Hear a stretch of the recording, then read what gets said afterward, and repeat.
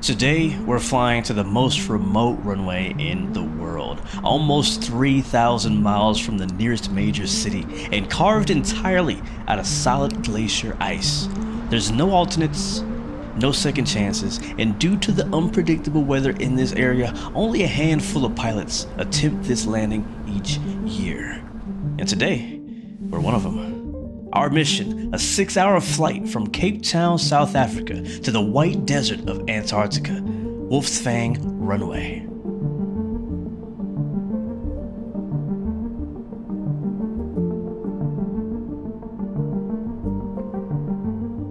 And of course, landing a heavy jet on an ice runway comes with its own set of challenges. The ground crew will spend nearly 22 hours carving, shaving, and preparing over 8,200 feet of blue ice for our arrival.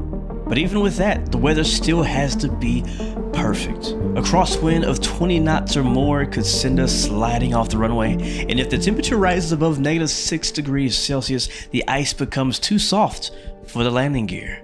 There's no ILS, no RNAV, no instrument approach of any kind. It's completely visual, and if we can't see the runway, we simply can't land. And if any of these conditions aren't met, our only option is to turn around and divert all the way back to Cape Town, the nearest alternate.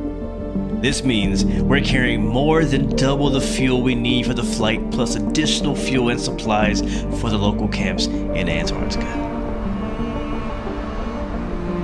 And so our day begins early, just before sunrise. I get the aircraft powered up. We'll get our external power A and B turned on. We'll get our battery 1, battery 2, and the APU bat turned on. We'll get our ADIRs IR1, IR2, and IR3 turned on. And we'll get our ground control and crew supply turned on. Next, we'll get our emergency exit lights armed into the middle position here. So set to arm. And our no smoking signs will go to auto. We'll get the dome lights on so we can see. It's a bit dark out here. We'll get our nav lights on. And we'll get our strobe lights on for testing here in just a second.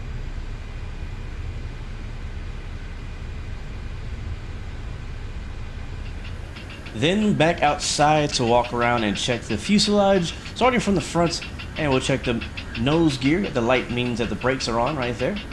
Tires look good and inflated. We got the chocks there, and we have the external power connected here underneath the aircraft. We'll also go ahead and check the engines, engine cowling.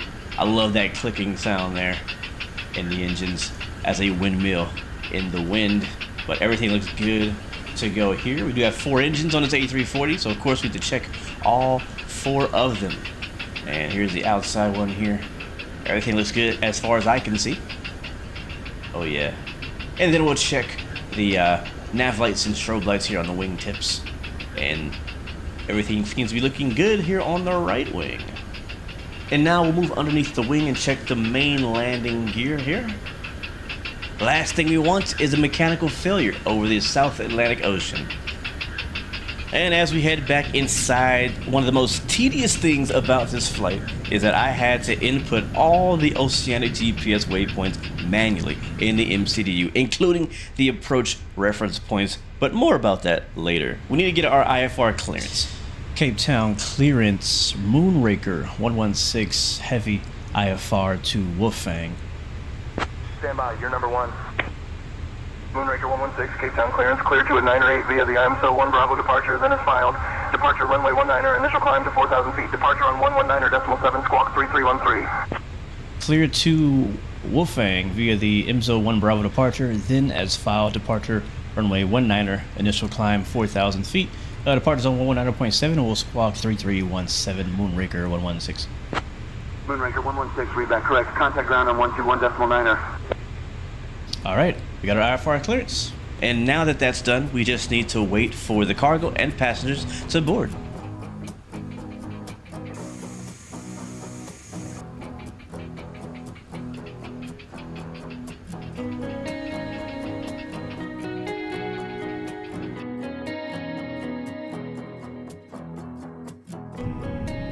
Ladies and gentlemen, as we prepare for departure, please take a moment to review the safety card in the seat pocket in front of you. And for those of you who'd prefer to fly this route yourself, maybe somewhere a little warmer, Today's flight is proudly sponsored by Thrustmaster. Their HOTAS 1 flight control system is available now at Walmart in-store and online. It's the perfect way to recreate this journey from the comfort of home. More information is available in your flight description, in the video description below. Thank you, and enjoy the flight. Alright, time now is 4:20 and we're ready for pushback and departure. Cape Town ground, Moonraker 116 Heavy, stand Bravo 11, ready for pushback and startup with information, Juliet. Moonraker 116, Cape Town ground, pushback and startup approved, face north. Pushback and startup approved, facing north, Moonraker 116.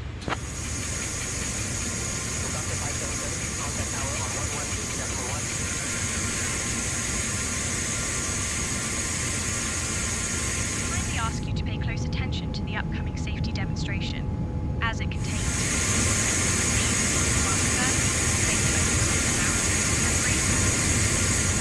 for your attention.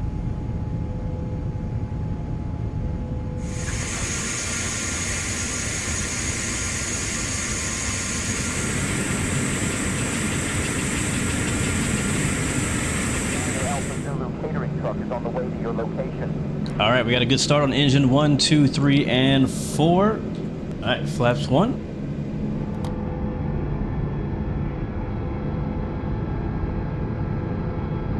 Set our ignition to norm. Ground spoilers to armed.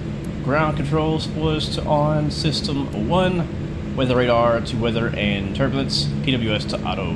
Auto brake max. And we'll click on takeoff config.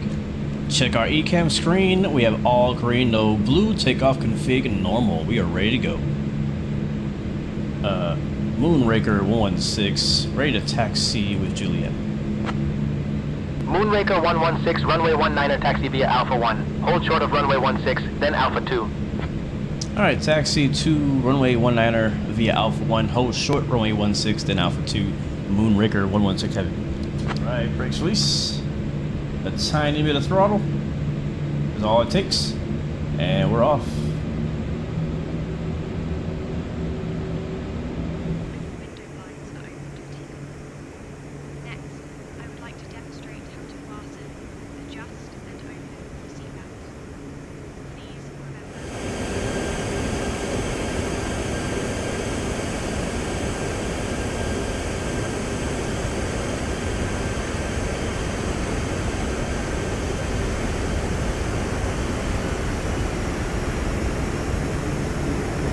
Moonraker 116 Heavy, Cape Town Tower, runway 19er, wind 210 at 10, cleared for takeoff.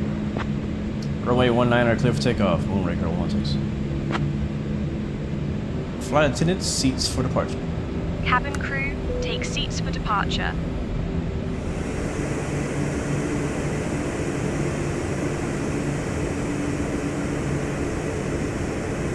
Our runway.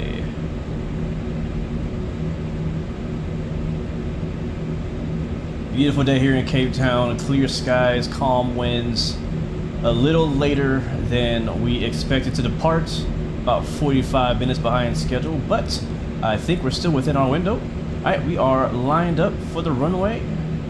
There we go, and we'll go ahead and push our throttles into max toga. Let's go.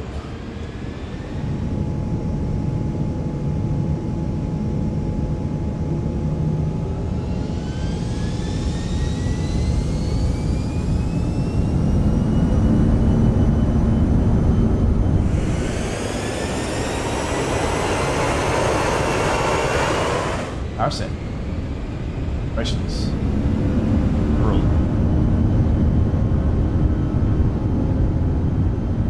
Airspeed is a lie. There's 60 knots. 80 knots. Oh, that's in a line. A little to our left. There we go. And here comes V1. V1. Rotate. Ease up on the nose. There we go, nice and easy. Positive rate, gear up. Beautiful.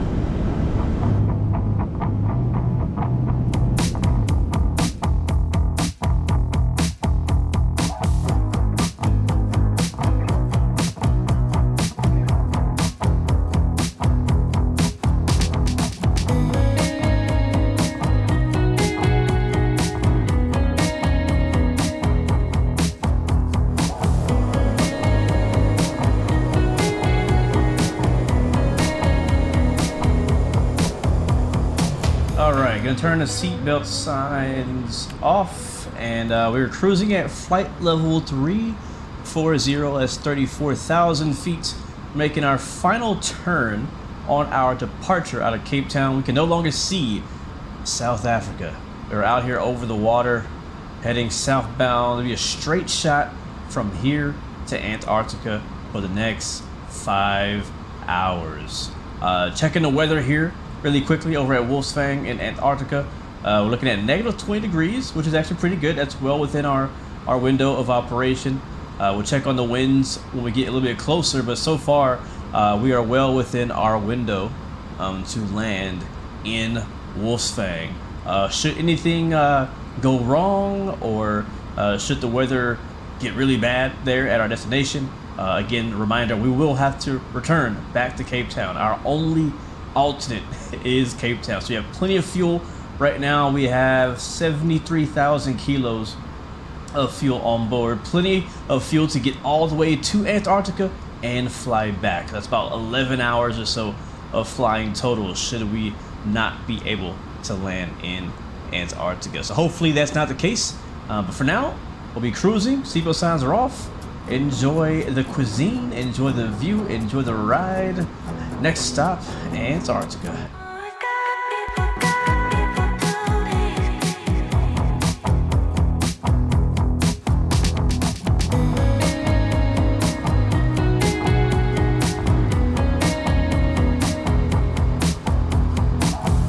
Flight 801 requesting IFR clearance from Wolfgang Airport to Cape Town. Oh boy, as you can see off our nose, the weather looks pretty intimidating, pretty interesting out the window right now, as we are actually now feet dry over Antarctica, but my terrain radar is not really showing much as we're actually reaching our top of the descent here in just a little bit. We're gonna go ahead and set my altitude down to 6,900 feet, and we'll go ahead and hit the Mach and hit the altitude, and we'll begin our descent down for our approach. So before things get really busy, let's go ahead and brief our approach and exactly what's going to happen, as well as let's do a check-in on the weather, because right now we're still going to attempt to land, but we do need to check the weather one last time before we get down there. As you can see, the clouds are very overcast right now, so hoping that we have pretty good visibility down low, but we shall see. So first, let's talk about the weather. That is the most important thing to us, because if the weather is not good, we cannot land, and we will have to turn back to Cape Town, another 5 to 6 hour flight. But the weather in Wolfgang right now, as we speak, is winds are 153 at 14.2 knots. That's not too bad. Gusting at 14.8. Temperature is negative 12 degrees Celsius, which is good. We need the temperature to be below 10 degrees, ideally, and obviously much higher than negative 6 degrees. So negative 12 is perfect. QNH is 980, which is very, very low. Visibility is showing to be pretty good from what I can tell, and the clouds are fairly broken, it sounds like. So assuming that we are going to land today, we do have a Wolfgang runway chart here that I've found on the internet. So we're expecting runway 17 Tango. I have already input the custom waypoints that we have from this chart. This is very specific to this airport, and we're descending right now to 6,900 feet at Whiskey Foxtrot 17 India, and we'll remain there until we get to Whiskey Foxtrot 17 Foxtrot. We'll descend down to 4,300 feet at Mike Alpha 17. At this point, we should already have visually acquired the runway, and we'll make the much needed adjustments to land. This is not an instrument approach. There's no RNAV, there's no ILS. It's all visual. So we'll follow the chart the best we can, and we'll try to find the airport as soon as possible. And again, hopefully visibility in the cloud layers will allow us to find the airport at a decent altitude, so we can then have a nice long approach. So a few additional things to note on this approach is that there are mountainous terrain to the south of the runway. Also high terrain to the east of the runway can generate mechanical turbulence, where easterly winds are in excess of 25 knots, which should not be an issue today. The next caution is blue glacial ice. Runway is slippery in all conditions, so we gotta be careful with that. Ground Ops has confirmed that the runway is ready to go, and I believe that is Antarctica right below us. I couldn't even tell the difference from the cloud white and the ice white, but that is it right there. There's the clouds. Okay, this is a really good sign. We have great visibility now as we've kind of gone inland south towards the South Pole. We're getting actually much better visibility and much less cloud cover. So I think we're gonna be good, guys. I think we're gonna be good. Control, Springbok 587, request IFR to Cape Town. All right, guys, here comes 10,000 feet. Oh my God, this is happening. This is so cool. All right, lights are coming on here. Seatbelt sounds coming back on.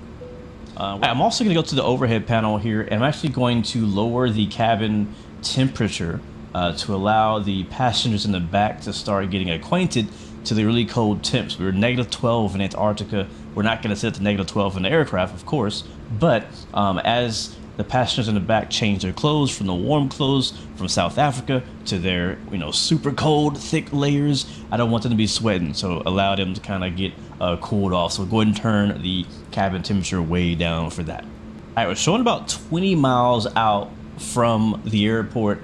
I don't have visual on it yet. All I see is just white as far as the eye can see. That heavy overcast layer that we flew over did not continue all the way to our airport. So we have just a complete whiteout. But the scary thing about this is it's kind of similar to flying over water, like down low over water, because you don't have a sense of how high you really are until you're right down on the ground.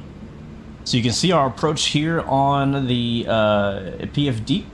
Right now we're at 6,900 feet at Whiskey Foxtrot 17 India. We'll stay here until we get to that next waypoint, and then we'll descend down to 4,300, and we should be right at the runway by then. So we'll probably fly most of this by hand.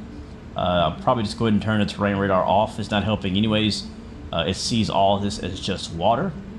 So we have our altitude set to 4,300 feet. We're descending for that. Let's go ahead and prepare the aircraft for landing.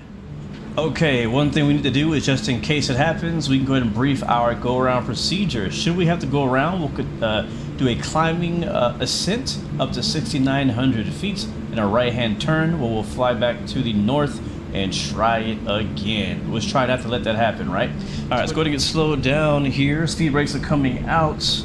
Our first notch of flaps is also coming out. Do not have visual on the... Oh, I see the runway. Oh my God, it's right there. Autopilot off right now. Oh, gear down. Ooh, runway is right there. I think it popped up on us out of nowhere. All right, my controls. Right-hand turn. Oh my God. Are we gonna make it? All right, gears coming down. Auto brake sets. Oh my God, this is gonna be sketch. Auto brake medium. Might do low. We're pretty fast. Oh my God. Oh my God. I don't like this, y'all. We're way too fast. Yeah, we're way too fast. We're gonna have to go around. We're gonna have to go around. Yep, we're gonna have to go around. Alright, going around. Going around, going around, going around. Oh my gosh, that came out of no... That last waypoint is nowhere near the approach course. Woo! Alright. Alright, Toga's thrust sets. Climb up to 6,900 feet. And right-hand turn. Alright, we'll loop back around and try it again. Jeez. Oh my gosh.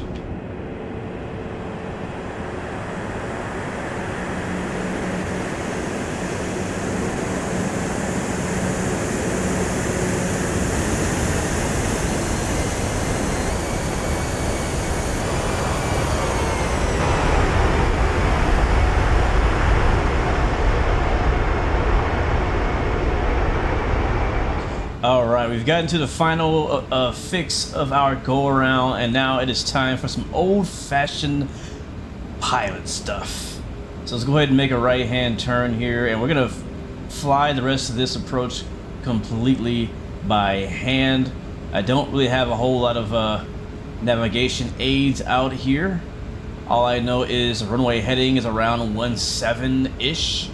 So we'll make a right-hand turn. I'll be honest, I really was not expecting that that last waypoint to not be where it was supposed to be. All right, make our right-hand turn. If you can see that on your screen, just barely. There's some kind of white runway lights on top of the bright white snow. We're probably about 5 miles out right now.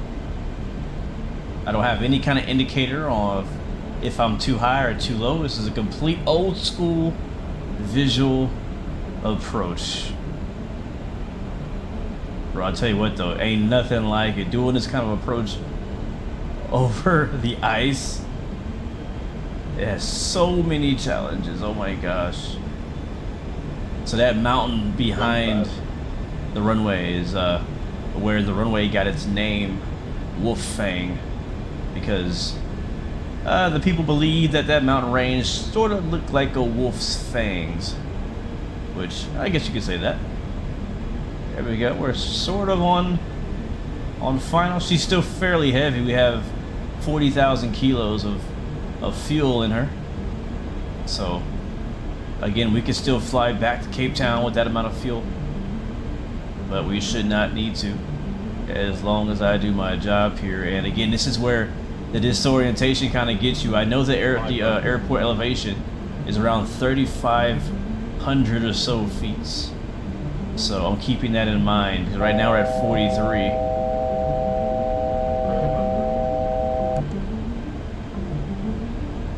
And I feel like I'm right above the ice, but we're not.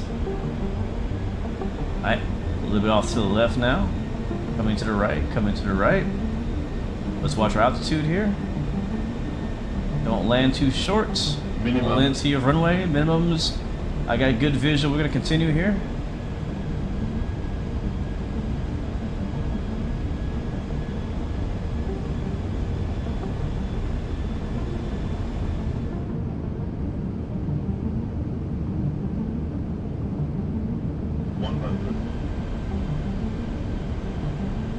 Here we go, guys. Moment of truth. Landing at Wolf Fang runway 17 on the glacier ice for the first time. Can we butter it? Should we butter it? Here we go. Alright, over the threshold. 50. Not bad. Alright, set her down. Retard. Throttle idle. And we're down. Just like that. Reverse the thrust. Coming out. Keep her in the center. Oh boy. Alright, that's 80 knots. Oh yeah, plenty of runway to spare. Ladies and gentlemen, we did it. We made it to Wolfang. Oh my goodness. I have never had an approach like that. Wow. That was tough, I ain't gonna lie. That was tough.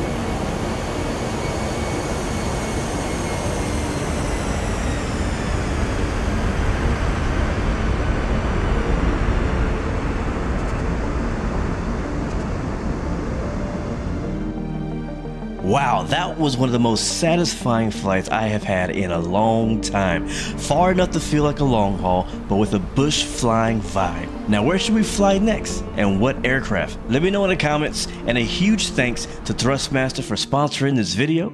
Check out their Black Friday deals at Walmart, and a bigger thanks to all of you for watching and supporting the channel. Until next time, remember you have 3 choices: give up, give in, and give it all you got. Peace, love, and God bless you. I'll see you guys next time in the next video. I'm out.